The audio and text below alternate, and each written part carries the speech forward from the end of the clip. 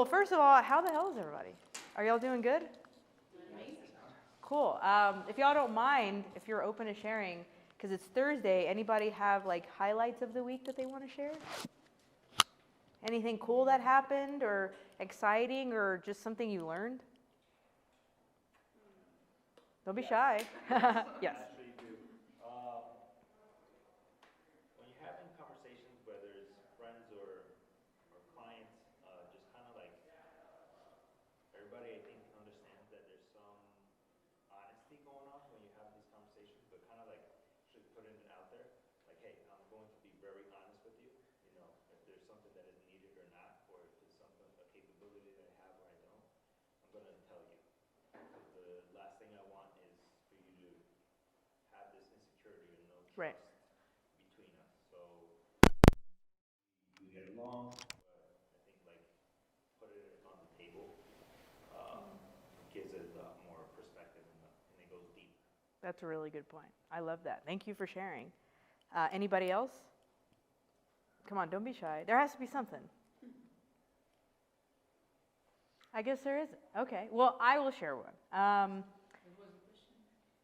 So any highlights of the week? Anything that happened that you'd want to share? No, I was thinking about this kind of events that sometimes, then as I'm new here in Denver, then I'm going to all these kind of events. Then, and I realized that it's really great to meet people then. Sometimes you are not going to do business, but you can meet a lot of interesting people sharing knowledge on that. Yep. Then you can learn little things from your life in those events. That's Very true. interesting. That is very true. That's a good point. Anybody else like last time? I listened to a joke from Maria. People, people from here from Denver don't need to meet people from outside. And one of the things is that most of the guys that we are here are from outside Denver, outside the US. I'm outside Denver too. Yeah. Sure. So, yeah. I think one of the Also you. I'm from the hardest thing when you are coming to these kind of events is to know how to meet the right people that you want to know and that fit with your business. Yep. So Absolutely. most of us are looking for doing business for sure. Very so true. This is the hardest thing, and I like your joke. Very. Well, thank you all for coming. So to quickly introduce myself, my name is Aymara Rodriguez. I'm first generation Hondureña. I am from New York, so I relocated to Denver a little over a year ago, coming from New York because I was living in New York at the height of the pandemic, and it became a different city, and so I wanted to move closer to the mountains and to the outdoors, and it brought me to Denver. And I've had the opportunity and privilege to work in tech over the past 10 years. I've worked for some Fortune 500 companies like Verizon and Adobe. I've also worked with very small early stage startups and founders. And I was just chatting with someone earlier in terms of like the highlight of the week for me, because I am in a very transitional period in my life. And I'll talk a little bit more about this, but I recently left my role at Adobe after being there for almost 4 years. And being first gen, I don't know if there's anyone here that can relate to this, but the way my parents measure success is, did you get your education and do you have a good paying job, right? So on paper, they were like, check and check. So when I told them that I decided to leave, they were like, Mia, like why, like what, why, how, when, who? Like all of the questions they walked me through. And I think my highlight this week, and has been for the past few weeks, is like there's so much power when you strip away all of the noise and you just listen to your own internal voice and you tell yourself, I know who I am, I know what I'm worth, I know why I work so hard, and I know why I'm doing it for. No one can take that away from me. And that's something I had to relearn. So let me start back from the beginning. I had the opportunity to start working in tech at 18. I was living in New York. I did not know what way was up. I would be the first to admit that I was ambitious, and I, loved understanding how things work, how things operate. How do you build a team? How do you build a company? How do you do X, Y, and Z? And so I kind of thrusted myself into the entrepreneurial ecosystem in New York. And I started working at a co-working company that had one location at the time. And I had the privilege of just interfacing with a multitude of founders, venture capitalists, you name it, all types of people that were plugged into the entrepreneurial ecosystem. And I led with my curiosity. I was always trying to understand, why did you decide this? Why are you doing it this way? How did you do it this way? How did you get to, point A to point B? And it got to a point where I was able to convert full time. I made the decision to leave school, which again, going back to the immigrant parents, it was like the craziest thing in the world for me to do at that time. But there was something inside of me that I knew if I continue pursuing this road, even though I don't know what the hell it's going to lead me to, the greater the risk, the greater the reward. And because my pursuit has always been, I want to be the first to start building generational wealth for my family, that requires you to do something that you've never done before, even if you don't know how it's going to work out. So I quit school, continued my journey in working at this startup, and it was extraordinary. It was a lot of things. It was extraordinary, it was disheartening, it was challenging, it was everything in between, because I was employee number 2. I was able to do everything kind of all at the same time, right? I was the go-to marketing person. I was the person that was helping our CEO raise 3 venture rounds. I was hiring the team and then, onboarding them. I was doing all of our investor readouts. So as amazing as it was, because I feel like I truly got a crash course into how to build a business 101, it also became detrimental to my well-being. And, I personally know Corina, and I've been very honest with her about this. And I'm relatively honest about this just with like any events that I do. I burnt out at 21. I landed in the hospital, and the closest people to me knew who I was, but they didn't, if that makes sense, because I was a shell of the person that I was. And I think one of the biggest lessons that I got out of that time in my career was that hustle hard, be disciplined, pursue what you want to pursue, make it happen, but don't ever let your career or your ambition come at the expense of your physical and mental well-being, because I fully recognize that all of this can go away tomorrow. And I think we've seen that with some of the mass tech layoffs that are happening, right?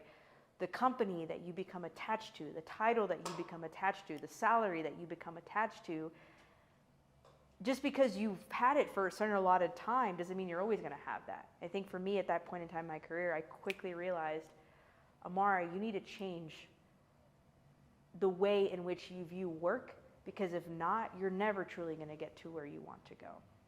So I was very privileged that I was able to leave that job. I took a 6-month hiatus, mainly because I just needed to get my shit together. I was like, wow, I need to rehabilitate. I need to, move my body. I need to eat nutritious foods. I need to sleep like a regular human being.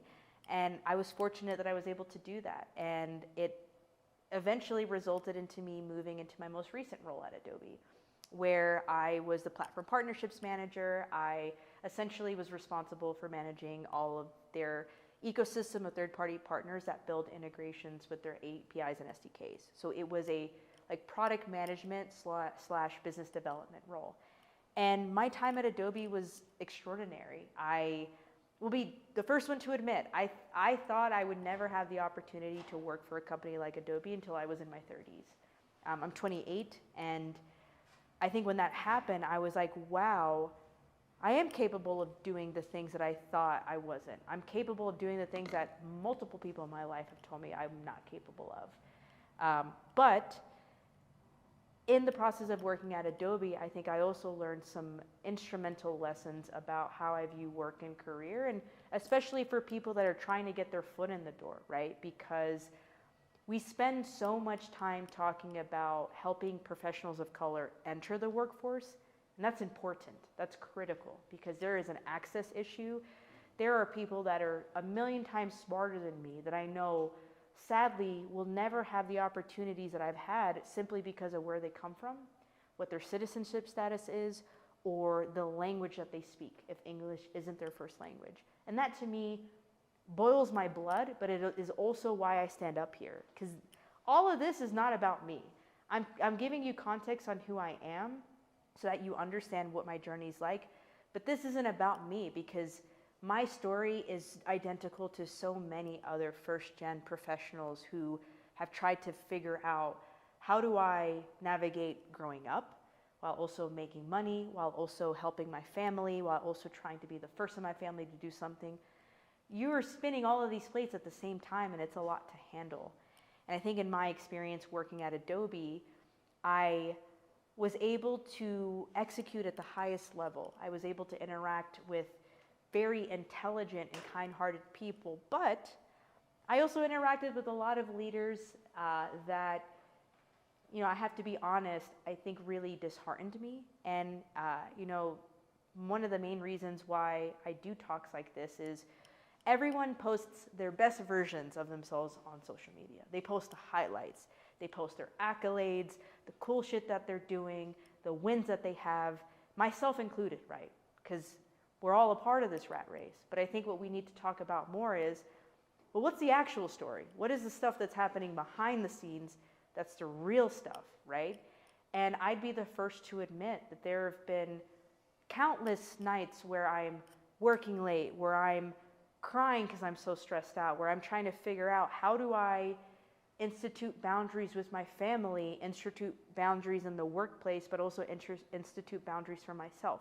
It's a lot to figure out, right?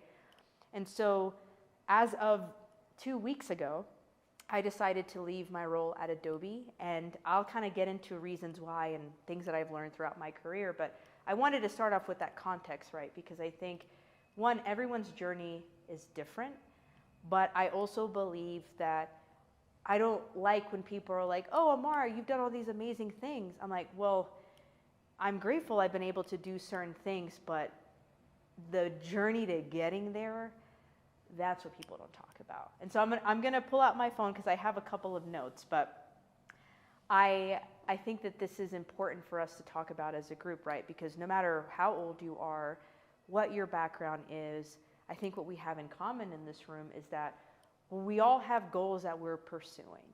We all have disadvantages that we're trying to overcome. And we all have a community of people that we're trying to build and people that we're trying to seek to support us in that journey. So in no particular order, right? Because 10 years is a long time. But these are 10 things that I've learned after 10 years working in tech. So the first is, it's important to be disciplined and focused, but your career should never come at the expense of your mental and or physical well-being.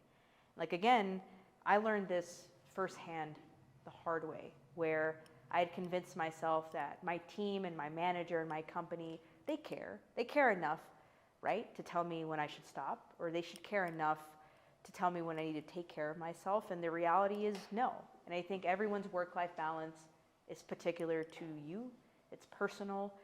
I don't think it's 50-50 across the board, but whatever it is, it's important for you to execute and be the best version of yourself. You have to take care of yourself. And it's hard to remind yourself to do that, especially when you're doing what you're doing for a whole greater purpose, because you're trying to open doors for your community. You're trying to help your family. You're not doing this for yourself. But even, you can't pour from an empty cup.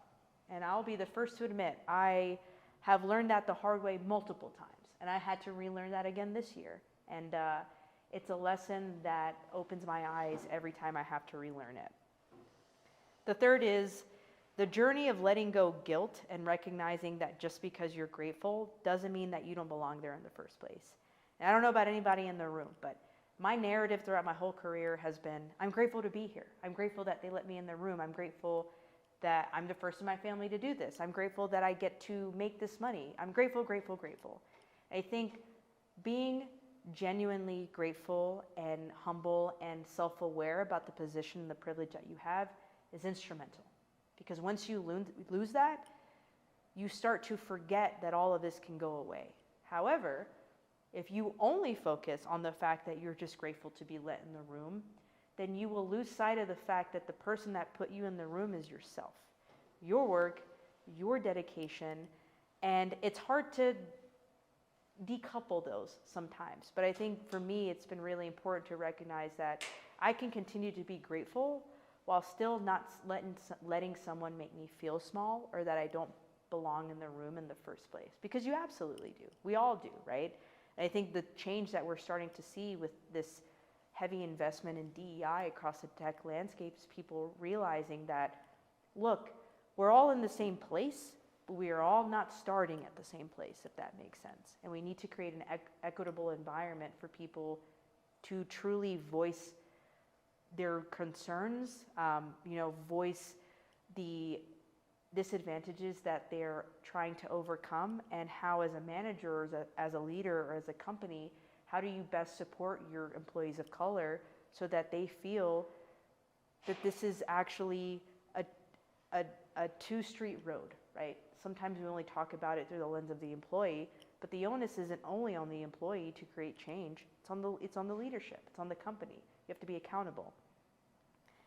Fourth is community is important. And anyone that knows me, community is everything to me. Whether it is my Latino community, my fitness community, my New York community, my Denver community, my family, having people that you can go to that see you, that believe in you, that are there to support you is a game changer. Because this I guess journey, for lack of a better term, it can be lonely, it can be sad, it can be discouraging, it can be disheartening, it can make you question your self-worth and your value, and that's natural. But having people that you can go back to that remind you who the hell you are when you forget, that is how you continue to elevate in your career, because job titles change, companies change, interests change, what you do change, what you want to do changes. But one thing that doesn't change is your ability to navigate each of those changes with ease, because you have people who are willing to invest in you and hear you out and propel you forward no matter what change that you're trying to go through. And I wouldn't be here without my community. I know that without a shadow of a doubt. So I owe a lot to them. Fifth is, I'm going to try to keep this professional, but it is not easy. And I will say this, and I mean this jokingly, because again, I'm from New York, so if you don't understand New York humor, please don't get offended. But I like to say I am in my white man era. I am embodying my white man energy for 2023, because I'm at a point in my career, even 10 years in, over the past few months, and interacting with some of the leadership that I interacted with at my previous company, the things that they've said to me, if putting myself in their shoes, I would never want to be a manager and say that to my employee. I would never want to tear them down. And to, again, because I'm from New York and I keep it 100, to be even more specific, I had a manager tell me in my exit interview that I apologize for what you perceived your experience to be, right? If that's not the most invalidating comment I've ever heard, I don't know what the hell is. Because essentially what that is telling me is that what you think you went through is all in your head, but I'm a leader, so I need to take some accountability, but not enough accountability to actually create change. Small remarks like that have a huge impact on people, especially when they are contemplating, do I belong here? Am I valued here? Am I supposed to be here, right? I'll give you another example. I had a manager recently tell me during a performance review that I should email a senior leader to thank them, because in actuality, they did not have to give me anything.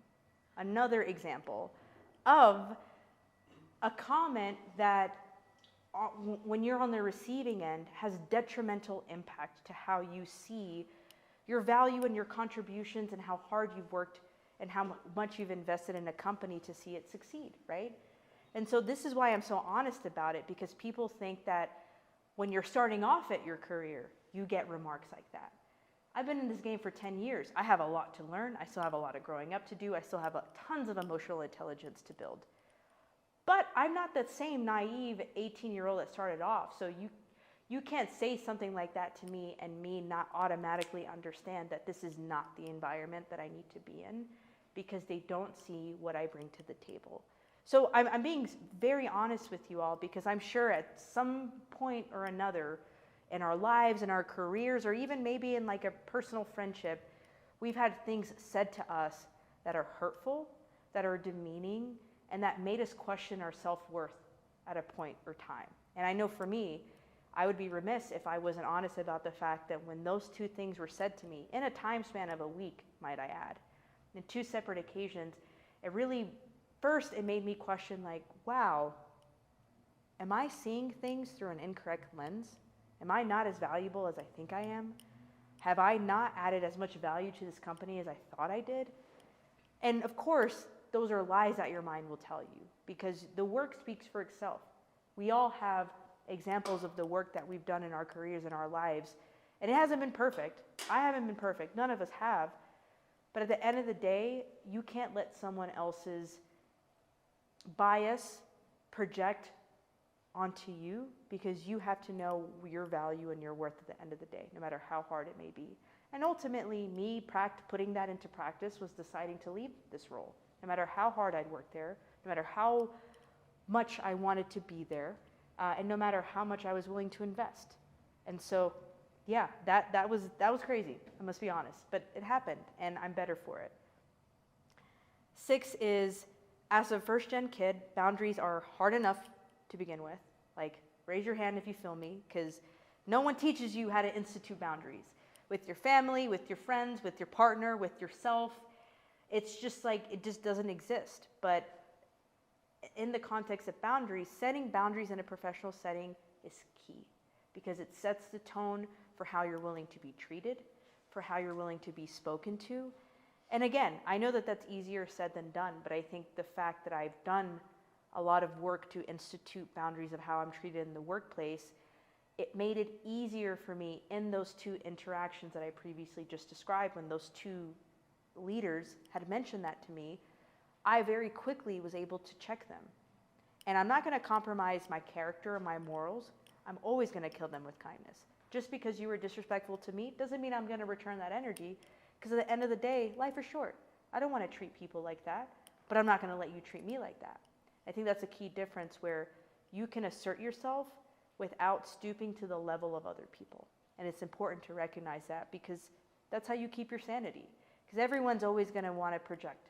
Everyone's always going to want to say something. Everyone's always going to think that their opinion is the best one. And it's important to listen and to recognize when you are in a position where you know less.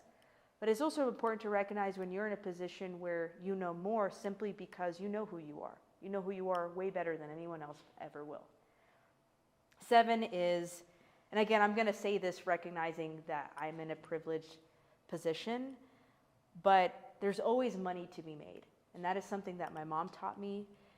My mom went through a 15-year journey with cancer, with brain cancer and also thyroid cancer. And throughout that entire experience, she would always tell me, like, Mija, there's always money to be made. I don't want you to be in a professional environment and hurting yourself and your well-being just because you think you need to help us financially, or just because you need to do this, that, and the other. There are a multitude of ways for money to be made in this world. And I think it's important for the outside world to realize that as saturated as tech is, it's still a very, very, very small representation of how Black and brown communities are making money in today's country, right? And so with that, I think I learned the value of money, but also the importance that money doesn't have, and how I shouldn't always focus on the number on my paycheck. I should more so focus on the experience that I'm having and the pursuit of making that money. And that changed everything for me, because again, I've been doing this since I was 18, and I have struggled so hard. I can't even describe. I've struggled so hard with trying to reconcile being the first in my family to do this while not sacrificing myself as a martyr in the process, because that's not fair. And I don't know who can relate to that. I think at some point or another, we can all maybe find some commonality throughout our journeys, but there's always money to be made. And there's always people who are willing to believe in what you're doing, even if it's not the current people that you're working with. All right, just a few more. My next to last one is financial education and literacy is critical. Going back to my earlier point, being 18, 19 and making a six-figure salary, I didn't know what the hell was going on. I was like, okay, I think this is a lot of money. I've been told that this is a lot of money, but what do I actually do with this money? And I think I made it my self-appointed mission to educate myself. Because again, I didn't go to school. And I think that that's something I was always insecure about.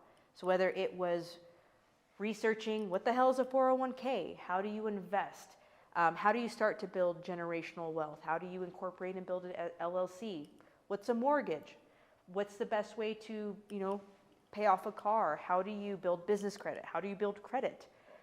I never had these conversations with my parents growing up because their parents never had these conversations with them growing up, right? But when you get to build a career, I think that there's so much value in understanding how do you make this money go as far as you possibly can. Because for me, it's not about the fact that I get to make this money, it's about what this money can mean for my mission, my community, my family, and even beyond that. I think if we rally together as communities of color, we start to have these hard conversations about finances, that's when we truly will see the money going back into our own pockets. And that's why I talk so candidly about that, because making six figures doesn't mean that you're good. You're privileged to be there because most people don't have that luxury where most people should. However, if you want to actually make that last, because again, it can go away at any point in time, as we're seeing now, financial literacy and education is key. And then last but not least, and I won't look at my phone at this because I think it's kind of self-explanatory, and then I want to kind of hear from everybody, but this is cheesy, but it's true. You have to stay true to yourself because this journey brings about so much doubt. It is hard. There's tons of rejection, self-doubt, interactions with leaders that I mentioned previously where you're like, you have to turn the other cheek, right? Because you were brought up to just deal with what's said to you and don't react to it. And I think in the process of going through all that, the more that you can understand, who am I? What's important to me? Why am I doing this? Why do I want to work in this career? And what is my end goal, right? And the end goal should never be about yourself. And sadly, we see a lot of people whose end goals are only about themselves, and we see how that comes across in interactions. People will never understand where you're coming from. They won't know your lived experience. It's not on you to explain that to them. But it sure as hell isn't also on you to try to work and change their perception of you just because they don't know where you're coming from. That's not your problem. And I think this year, again, I fully realized my power and I owned it. And I left a job that was scary as hell to leave, but I knew that I wouldn't be doing right by myself. And more importantly, I can't sit up here and talk to y'all about all this believing in yourself stuff if I'm not actually doing that behind closed doors. Because behind closed doors is where it matters the most. Because that is a true sign of your character. You can't preach one thing and live another. I don't believe in that. And so even if it meant that I had to be the one to lead by example and exit a company that sadly I didn't want to leave, but I knew it was best for me, that's how I lead by example. And that's really why I wanted to share those things that I've learned throughout my career in this talk, because I could have, stood up here and be like, look at what I did and look at what I've done. And it's cool, right? Ew. No offense to people that do that, but to me, that's not helpful. That doesn't give people a blueprint or even just a small portion of insight onto how to figure out their own journeys. I'm not saying that, the position that everyone's in today is going to be identical to the one that I'm in, but I hope at least there's one thing that I've said today where in the back of your head you can be like, I can relate to that. I can understand that.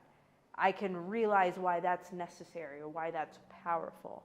I think these are the types of conversations that we need to have more, because tech is still so new. DEI in the context of tech is still a very new landscape, right? So we have all these panels, and we have all these events, and we have all these accelerators, and all of these initiatives that are geared towards professionals of color, and I love that. I'm here for that. I'm looking for that to grow at an exponential rate. But none of that matters if we're not hearing from the people who are in these journeys, in these lived experiences themselves. Because just because you do something with well intent doesn't mean that it comes across with well intent. And I think that we all can relate to that in some shape, form, or fashion. I certainly can, with the leaders that I recently interacted with. They mean well, and I know that they are genuinely good people. But saying remarks to that, whether or not you believe it was helpful to me or not, if you think it was helpful for me, I think it's more concerning, right? Because it shows that there's a complete disconnect between where you're at and your level of self-awareness and your understanding of the experience that your employee of color is having. And that we'll have in the workplace, whatever role that we're taking, whether we're in the driver's seat or we're just an individual contributor. So, before we kind of open it up to talk amongst like the group, I really just wanted to be candid about that because I feel weird talking about myself, to be fully frank, but I know when I get to talk about myself through this lens, it's with the intent of helping people, because this isn't the bright, shiny highlights on social media, This isn't what I expected I would still be dealing with 10 years into my career, but it is. And in a weird way, I'm glad it is, because I get to talk about it, because we get to share amongst one another. And, I think for the folks that I have met in the room, right, the conversations we've had, we can all find some piece of truth in that. We can all find a piece of truth that we can relate to in some shape, form, or fashion. And for the people that I haven't met, in a few minutes, I hope, if you're comfortable, if you have experiences like that, where you can be like, damn, amen, girl, I can relate to that. I'd love to hear it, right? Because the more that we do a mind share, the more that we actively talk about this, the more that others will feel comfortable talking about it. And we're not stuck in this cycle where we're just celebrating professionals of color entering the workforce. We're talking about, well, then what happens after? What happens 2, 3, 4, 5 years, 6+ years in? Do we still feel valued? Is it actually an equitable environment? Are these companies actually being accountable for the mandates and the declarations for DEI that they've made? And, sometimes you find out that no, it isn't. And that's why these conversations are even more important, because accountability is everything. Intent is one thing, but accountability is everything. So I will end with that. I hope that resonated. And thank you all for listening, truly, because like I said, I do not like talking about myself. So I appreciate y'all even being willing to listen. I have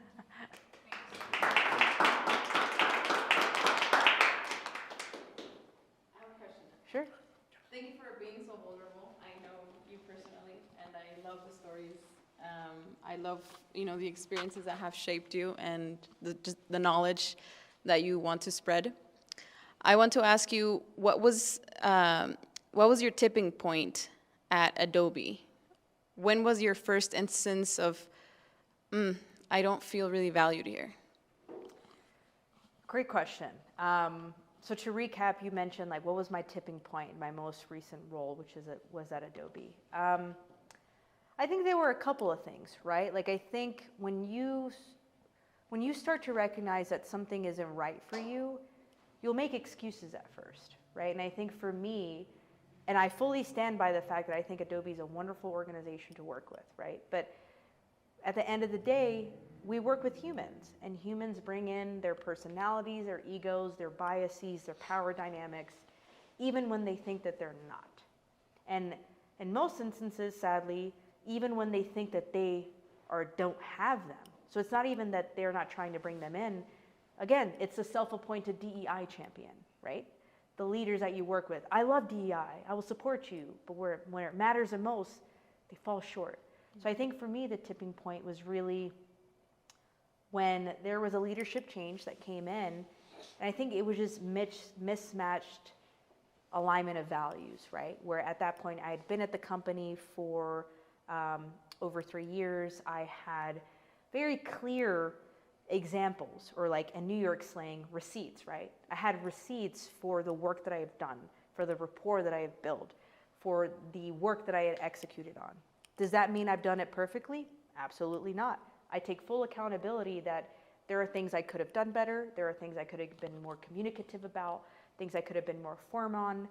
But I think the tipping point for me was when it became very just clear that no matter how much I had done, how much I was doing, and how much I would continue to do, it felt like their minds were very quickly made up about what value I had and what value I didn't have without any conversation with me, right? So it was pretty much like someone meeting you and saying, this is who I think you are, therefore this is who you will always be for me. And I'm like, but you don't even know me. You haven't even taken the chance to get to know me, right? And as a manager, you haven't shown me that I can trust you, right? Trust is huge when it comes to a manager-employee relationship. Of course, it has its boundaries because at the end of the day, we're all adults and we all have a job to do and we all have a paycheck to collect. I get that. But there was clear misalignment of trust and values. Not to say that my managers or leadership were bad people. I think they're wonderful people. Just because you work with wonderful people doesn't mean that they're the right leaders for you, the right examples for you. And for me, they weren't. And I think I kind of got to a crossroads where I was like, okay, I can work really hard to hopefully maybe change their perception of me, and that still may not even change the perception of me, or I can stay true to myself and leave with my dignity and my self-respect, and more importantly, my understanding of my value and my mission of what I'm doing for my community. And I chose that. I chose that because sadly, my experience wasn't isolated.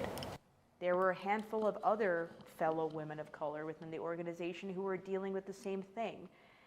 And the reason why I'm being so candid of this, because I'm not gonna lie, I will post this on social media and maybe my managers who manage me will watch this. And part of me wishes that they will, right? Because I think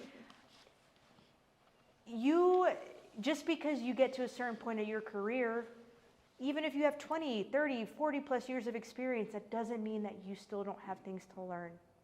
And in the landscape of DEI, being the self-appointed DEI champion means nothing if your employees of color are communicating feedback to you and you continue to invalidate, gaslight them, or not take accountability. So that was the tipping point for me, you know.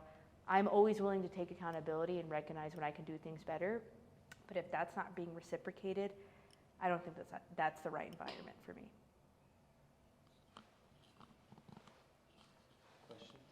Questions, anyone? So, right. Slightly sarcastic question. Sure. The champions of DEI in Adobe, were they white or colored?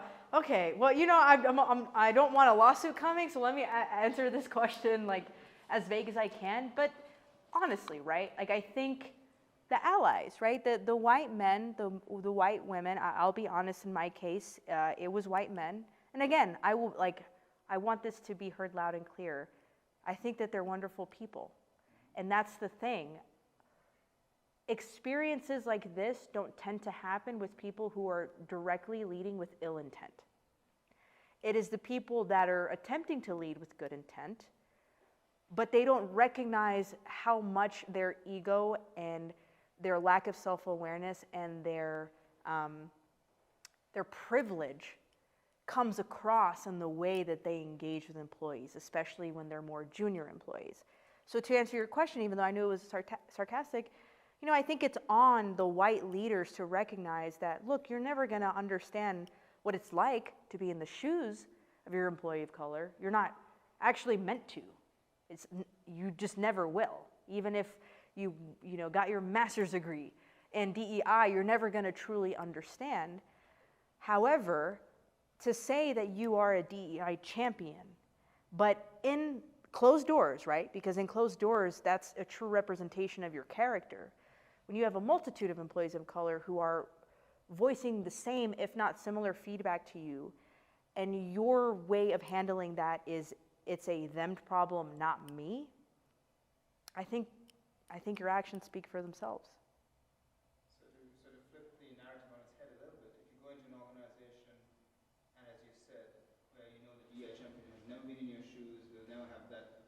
cultural minority understanding, should the first, before you get to the point where you understand what's going on behind closed doors, should the first kind of red flag be the fact that culturally it's going to be a misfit regardless of how well intended it may be?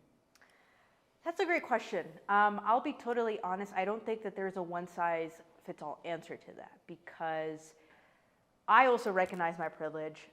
I'm a proud Latina, but just because I'm a proud Latina doesn't mean that I know what it's like to navigate the tech landscape as a Black woman. Doesn't mean that I understand how to navigate the tech landscape as an immigrant woman, right? Because I'm first generation. So I also have to check my privilege and realize that I don't speak for everyone. I speak for myself. However, I've had wonderful working relationships with managers who have been white, right? I don't think it is about the color of their skin. It's more so about the level of self-awareness they have. If they understand the fact that they are white and that comes with innate privilege that is vastly different than non-white people, I think that what matters. The intent, the self-awareness, and the accountability that they're willing to take to foster an experience that is an environment and experience that is conducive for that employee of color. So in short, no, I don't think that if you are an employee of color and your manager is white, that it's automatically going to be a mismatch. Absolutely not.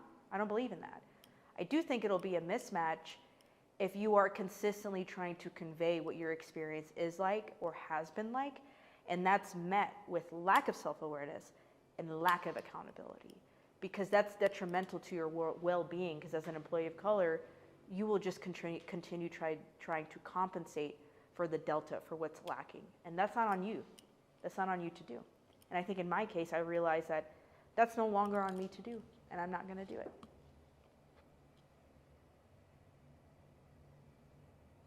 Who would like to? Right.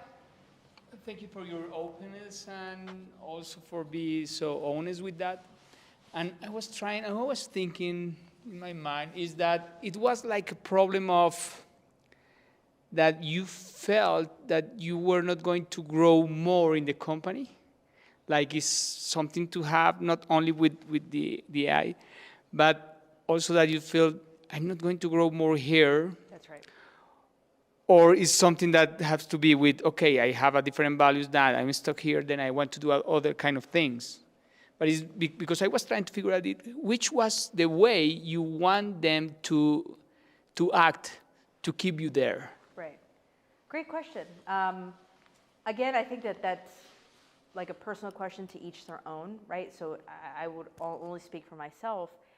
I think it's a mixture of all of that, right? Like I think to Karina's first question, what was the tipping point, and me recognizing that I'm currently in an environment where I feel like I'm not being valued and respected, also acknowledging that the byproduct of not being valued or respected and being gaslighted is that there is no room for me to grow. And as a person who is consistently trying to continue growing in my career, I felt like I could no longer do that on the team, right? In terms of maybe how the experience could have been differently, I think it all happened the way that it needed to, honestly, even if the outcome was what I didn't anticipate.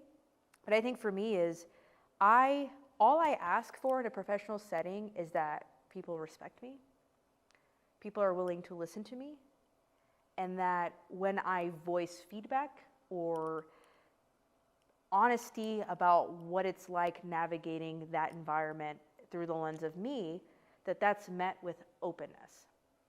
And in my most recent situation, sadly, none of those things occurred. In the new leadership change, mind you, I had been there for a couple of years. So I think it was me reconciling what was my experience when I got here, where and when did that change, and how do I anticipate this current experience with the actions that I'm being showed? What do I anticipate that to be, and is that something I want to be a part of? And I decided that it was not. So I hope that answers your question.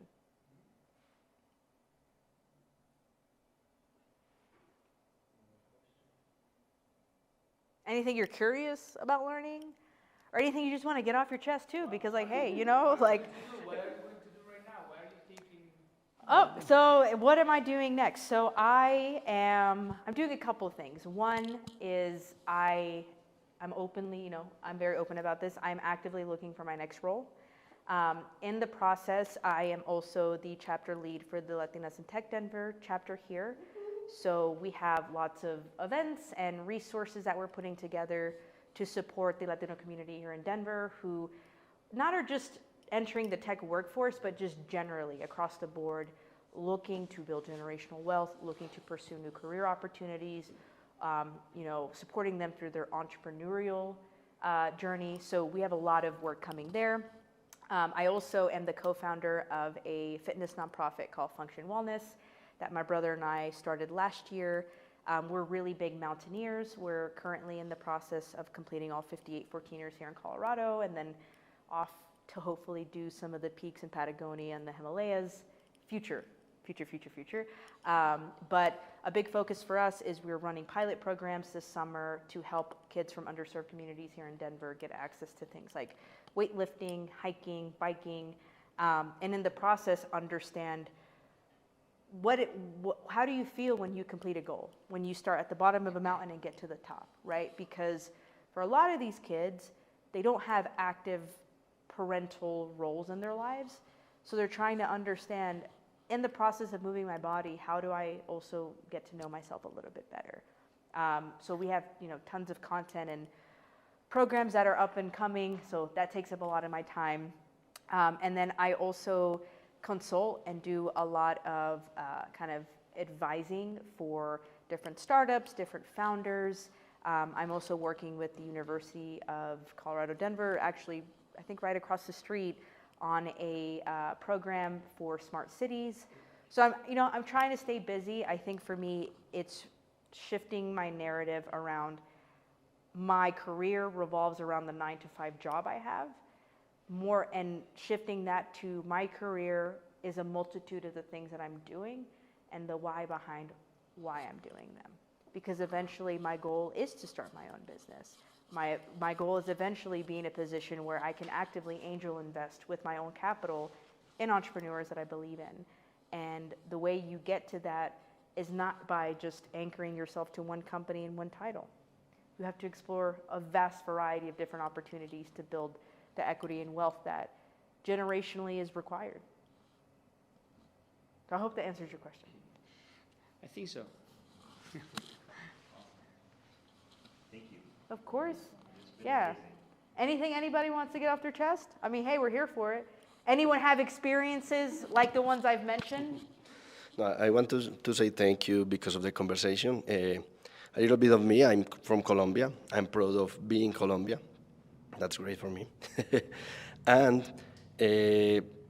nobody taught me how to be a manager. A little bit of my background, I created my own company, a software development company.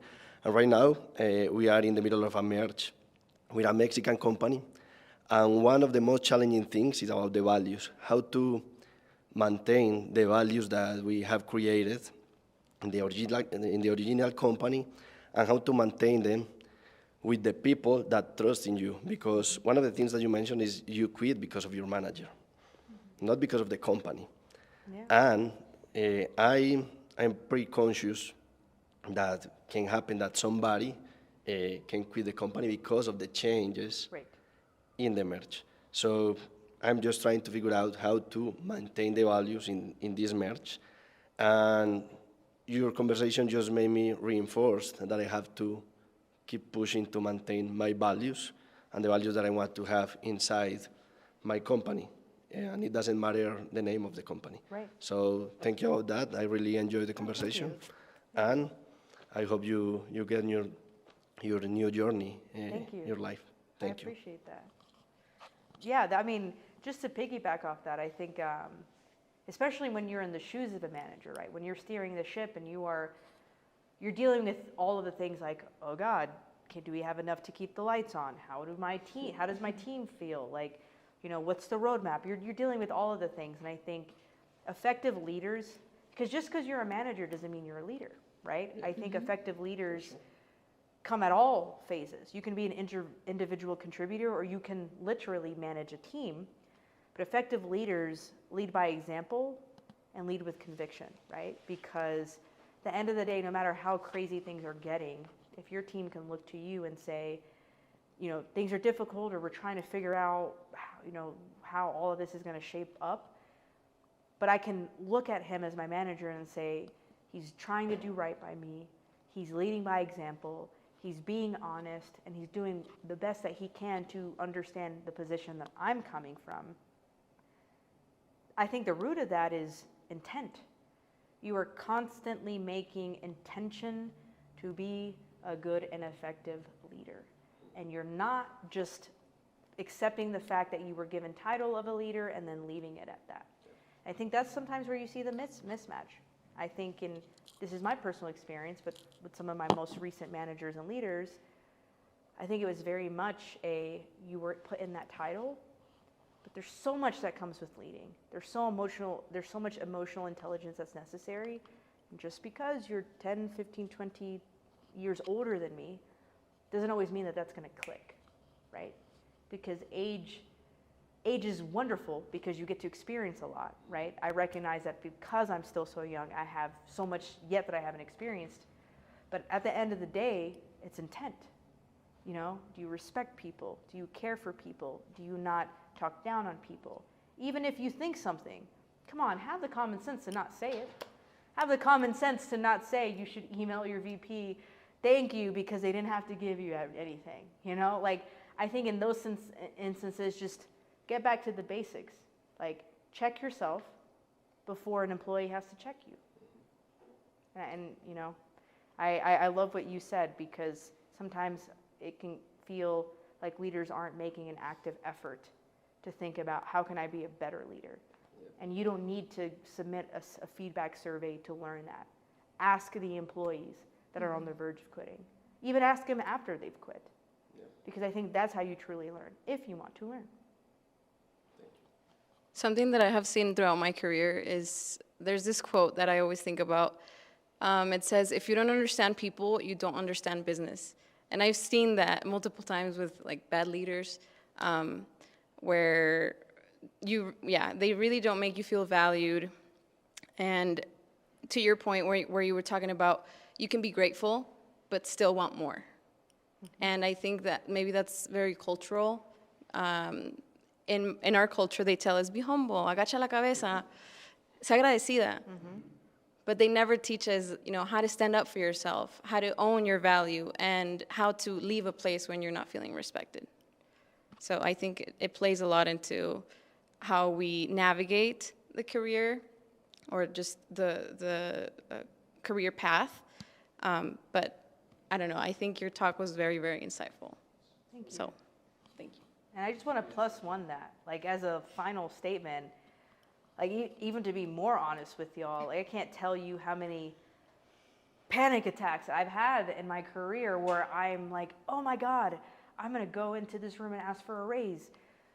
I'm terrified. Or, oh my God, someone said this disrespectful thing to me and I don't actually want to let it slide. So I would like to have a conversation with them so that they understand what they said was not okay. Like, so many different examples, right? But I think you hit the nail on the head. We're taught to be grateful and appreciative, which is like, it's necessary. But we never get out of the cycle of gratefulness, right? We never, not that you should, but I think it should elevate to a point where you can be grateful while still understanding that the person that got you here is you, right? Of course, not literally, because we are nothing behind, you know, without the communities that help us get to where we are and support us. But I love what you said, because so much of my entire career that literally has led me to sit down here and talk with you today has been figuring out the nuances of how do I navigate this tech career? How do I navigate being the first person in my family to institute boundaries? How do I check people? What's the tone that I use to check people? How do I check myself? How do I not let things slide? Like, all of this is coming at you so fast, and in most instances, you're the first one to have to actually go through the process of figuring it out so that you can help, maybe hopefully set a blueprint for others in your family, others in your community. So I would be remiss if I wasn't honest about the fact that so much heartbreak and anxiety and sadness and just discouragement has been front and center in my career as I tried to figure that out. And I think now it's not that, more or less, because it's so much more of me understanding I know who I am. I know my mission. I know my goal. I know my network, my people. I know that I want to help others, that this is not about me. So yeah, you can hit me with a crazy remark that you probably shouldn't have said. But it's all good. I'm from New York, baby. I'm gonna keep it going. I'm gonna keep hustling. I'm gonna keep hustling. I'm gonna keep doing what I do, because life is too short to give so many bleeps about people that aren't trying to understand where you're coming from, right? But it's hard to do that, because leaving a job, most people in their right mind wouldn't do that, and most people actually don't have the luxury to do that. Mm-hmm. So I don't want to sit up here and act like, oh, do it, leave your job is easy. No, it's not. No, it is not. However, is it more important than your well-being? Is it more important than being consistently disrespected? To me, because I'm in a position where I recognize that I'm privileged to leave a job, it was not. And it will never be again. And I rather go live in a tent. I love the mountains anyway, right? I've told Corina this. Yeah. I love the mountains anyway, but I think I've given myself perspective to understand that all you have in this world is your word and how you treat people. You can't take your money with you. You can't take your fancy cars with you, whatever the hell you have. How you treat people. You respect people. Do you try to understand where they're coming from? Are you open to learning from them? And if you're not, you know, I'm sorry that your ego got the best of you, but it certainly doesn't have to get the best of me. Yeah. Awesome. All right. Thank you. Thanks for coming, y'all. I appreciate it.